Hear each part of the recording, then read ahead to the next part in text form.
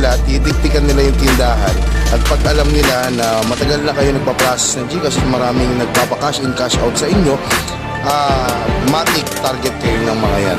Ang gagawin nila, kunwari, magpapa-cash in, cash out sila at sasabihin na, pwedeng picturean ko to kasi naka-display yung number nyo, di ba? Naka-display yung number nyo sa labas ng tindahan nyo kung saan sila magsesend ng GCash. I-picturean nila yan, matik. Pagkatapos, aalis yan.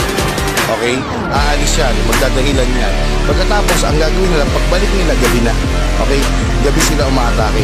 So ngayon, pagbalik nila, ang gagawin nila, may dalang cellphone yan at niregister nila yung number mo sa GCash nila. Okay? So, ibig sabihin, nag-download sila ng GCash, nag-create account sila ng GCash gamit ang cellphone number mo. Okay? Ngayon, dapat timing ang kailangan dito.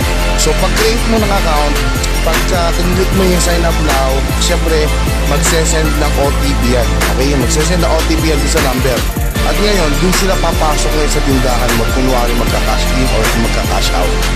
Pag na-process na kahit sandaan man niya kinash in niya o sandaan man niya kinash out niya, ang gagawin yan, manghihingi yan ng picture dun sa cellphone mo. Okay? At pag humingi ng picture dun sa cellphone mo, automatic kasi, yung timing na yon, papasok na ngayon yung notification sa'yo, yung OTP.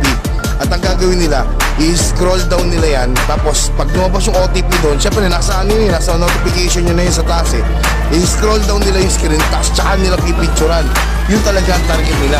Pag nakuha nila yung OTP, matik, makukuha nila yung GCash mo. At yung GCash na ginawa nila, yun na, doon napasok na lahat doon at may kakash out na nila. Ganyan ang process ng mga scammer, kaya mag-iingat kayo ngayon.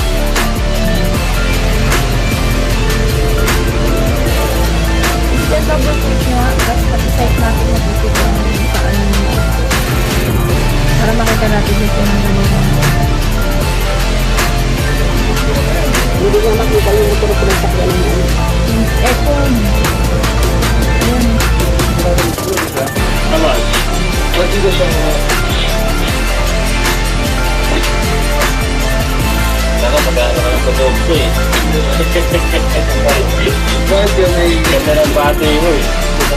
Ilan? Wala mo, Jay?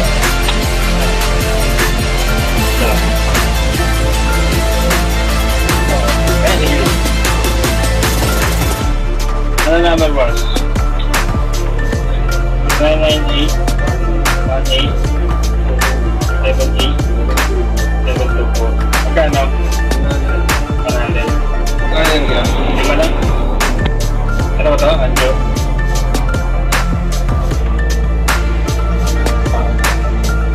Picture ang bawas.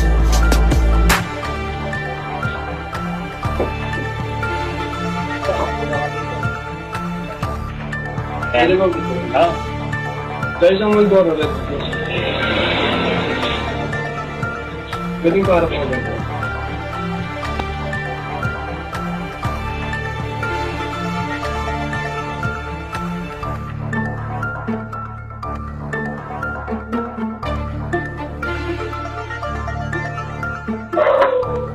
Hoy!